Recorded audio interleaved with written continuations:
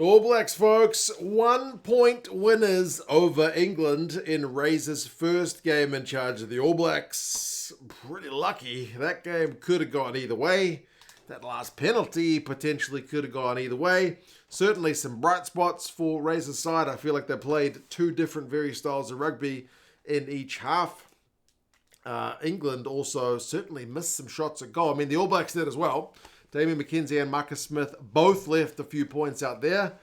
If they'd kicked a few more of their goals, either side could have either had a more comfortable win for the ABs or it could have been a first win in 20-odd years for the English. But yeah, we'll go through some of the key events and the stats, and you guys can let us know your thoughts. But I feel like I need a stiff drink after that one, and I'm sure Razor needs one as well, because that one went right down to the wire. I mean, the All Blacks will not be happy with the way their line-out operated. England were causing them all kinds of trouble at the line-out. England, I feel like early on, decided to go with their box kicking game. They certainly tried to put the All Blacks under a bit of pressure in that area. The All Blacks, I thought, did pretty well. D-Mac was fielding some high balls. We weren't really seeing Perofeta, who was a lot talked about in the build-up to this one, having to field high kicks. They were being fielded by D-Max. There was an aggressive chase by the English, defensive line. But the All Blacks were handling it pretty well. The first scrum went England's way, which gave Marcus Smith a chance to put his side ahead when they won a penalty at scrum time, but that was pushed wide. The English line speed still continued to cause issues. It looks like Feyi-Waboso had been kind of through after the All Blacks had dropped the ball under a bit of pressure, but there was a slight knock-on in the tackle. So kind of a spectator's effort there from Feyi-Waboso, but you could certainly see what the English were trying to do by closing down the All Blacks and putting them under pressure just with their pure speed. Second scrum penalty of the game went New Zealand's way this time, which gave the All Blacks the chance in England's half. They decided to opt for touch rather than taking a long Jordie Barrett shot at goal. And Ardie Savea ended up knocking it on at the base of an attacking ruck. So first 10 minutes, both sides have had their chances. Neither side has got any points to show for it. 15 minutes, though, I think we get what is the best period of All Black rugby in the entire game. They really showed what they could do when they could handle the ball for kind of double-digit phases. It finishes with a try in the corner for Sevu Reece, but the build-up has multiple guys involved. Like I said, it goes 10-plus phases. You got Paddy Tuipulotu going up the guts a couple of times. Perofeta at one point has a pick and go, and they're really trying to get around that line speed which England are throwing at them. It finishes with a cross kick from Damian McKenzie, and Reece is able to kind of bag the try in the corner. So 5 points to nil with the misconversion and Joe Marler going off injured. It's a kind of sign of what the All Blacks can do when they get things right. That being said, it did not take England long to strike back at all. They scored a few minutes later. Itoje is the man who finishes that one off. The TMO had to check it to make sure he'd grounded it, but he got it grounded pretty easily. Cunningham-South had gone close in the build-up to that one as well, one phase earlier, and I thought he had a pretty good game. He had some pretty direct carries for England. It was after a line-out. So, they kicked that conversion. 7 points to 5, England in front.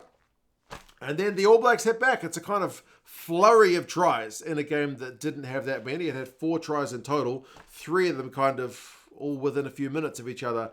This one's basically just a straight-up missed tackle. It's TJ to Stephen Perofeta. Perofeta just beats Ben Earl one-on-one. It's not one that Earl will want to look back on because, it's basically just a defensive lapse. And with Perofeta able to get round Earl, he's able to draw in Marcus Smith. He's able to get at Savea. They still had Reece on the outside, didn't need him. Savea is able to go over before George Martin can get him. So another misconversion, but 10 points to 7. The All Blacks in front. And it looked like they were going to really wrestle the momentum away from England. Like Sevu Reece kicked a nice 50-22 pretty much from nowhere not long later. But Slade was able to intercept as the All Blacks were trying to build phases from that attacking play. So, New Zealand really seemed happy to spread the ball deep and wide to get around the English rush defence. And it was sometimes a bit ambitious. Like at the end of the first half, it had me almost swearing at the TV because they probably should have just kicked the bloody thing out when they were kind of going backwards under the English rush defence. At times it was working. that was definitely the game plan in the first half. Neck rolls were getting pinged both ways. The ref and the TMO were pretty strict on that one. And then you see TJ Perenara with an absolute eye-wateringly painful moment where he's trying to get the ball out the back of the ruck. Scotty Barrett's at the side of the ruck and he gets cleaned out by George Martin. And both of their body weights ended up falling on TJ Perenara's leg. They zoomed in on that one, slow-mo, and it just looked incredibly painful. The fact that he didn't go off immediately is quite incredible, but he didn't make it up for the second half, sadly, for TJ. So we'll see kind of what damage has been done to his leg. His leg wasn't planted, which may mean it's not as bad as it initially looked, but God, did it look awful. It looked absolutely awful. Like I said, the ABs kept doing phases in their own half before the end of that second half, before the end of the first half came around. Lawrence managed to win a penalty at the breakdown, which Marcus Smith duly slotted. So we go into the halftime break at 10 points apiece. She's all even. The All Blacks have had more possession, 62%, more territory, 52%. That's a kind of key difference. Like, they've had a lot of ball, but not that much territory to show for it. Like, they've still had slightly more territory, but a fair bit of it in their own half. And kicks from hand is 15-12 in England's favour. So England's only had 38% possession, but they've had more kicks. So their kicking game to put the All Blacks under pressure at high ball time, again, largely fielded pretty comfortably by D-Mac and Jordie Barrett, but it was definitely a strategy. Clean breaks is 5-1. England have had to make 88 tackles to 25, and they've had 6 turnovers, 1-2. So England's defensive effort, you have to give them credit. That's what gets them into the sheds kind of at evens. Second half, like I mentioned, Christie comes out on the field for TJ at halfback because he's obviously injured his leg. And England start the second half with a scrum penalty once again. And just like the first half, go with a chance to get in front on the back of that scrum. And Smith pushes that one wide. I mentioned in the preview that some kickers just find the conditions, albeit under a roof in Dunedin, they find them difficult. I swear the goal kicking percentages are lower there than other grounds, other fully outdoor grounds, but it is what it is. He misses a very kickable one and it goes wide.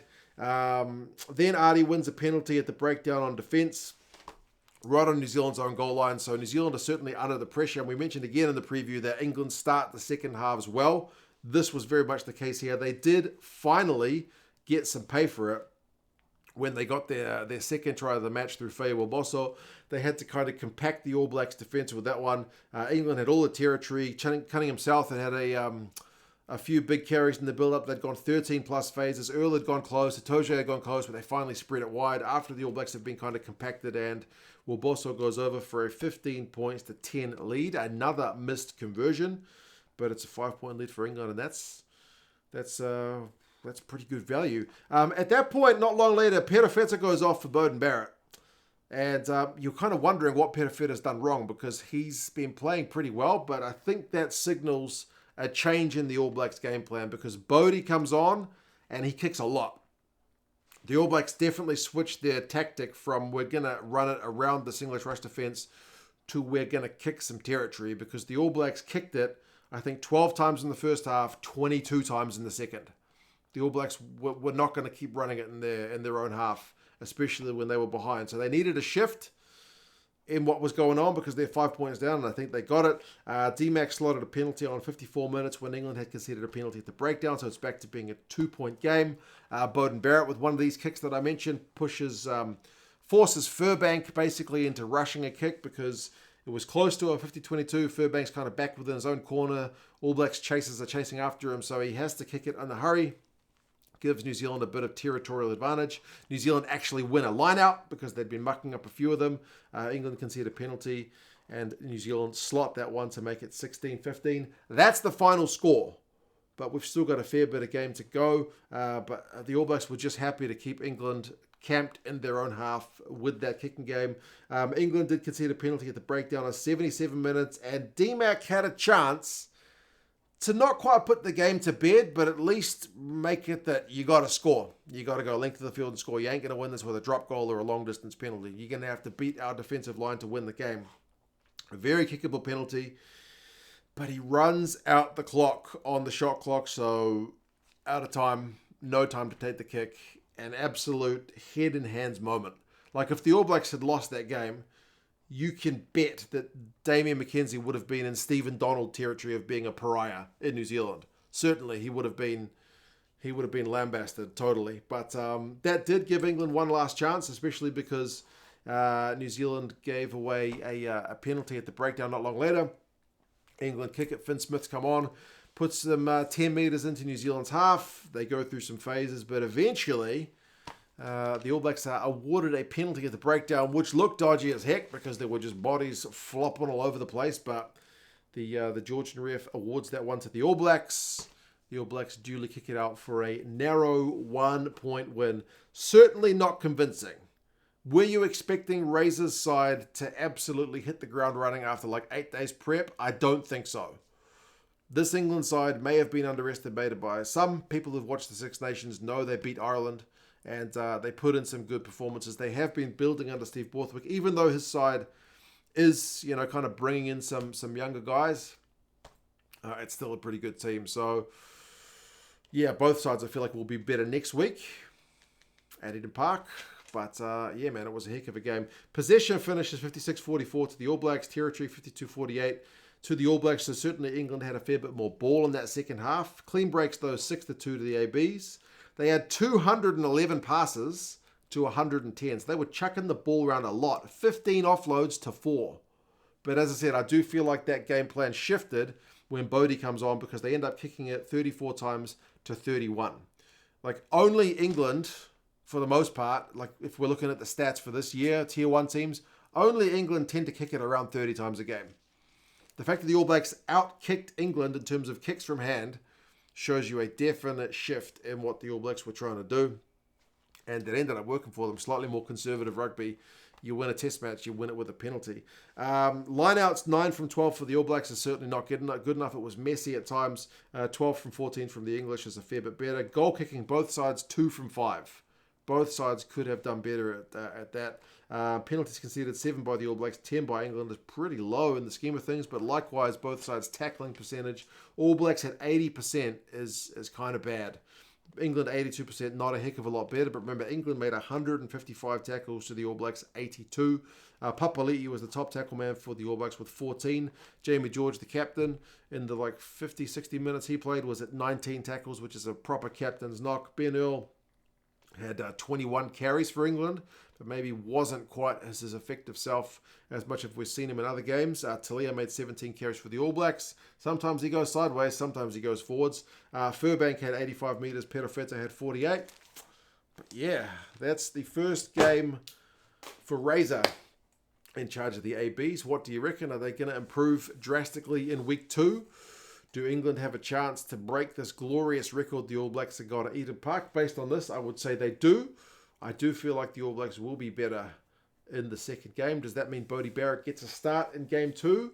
Do they go with Stewart to combat some of the All Blacks kicking game we saw in that second half? Furbank was very much involved for England. But anyway, you guys let us know your thoughts. It is one win for the All Blacks. It was a close one. We're now off to watch some Wales up against Australia. You guys take care until to get soon. See you later.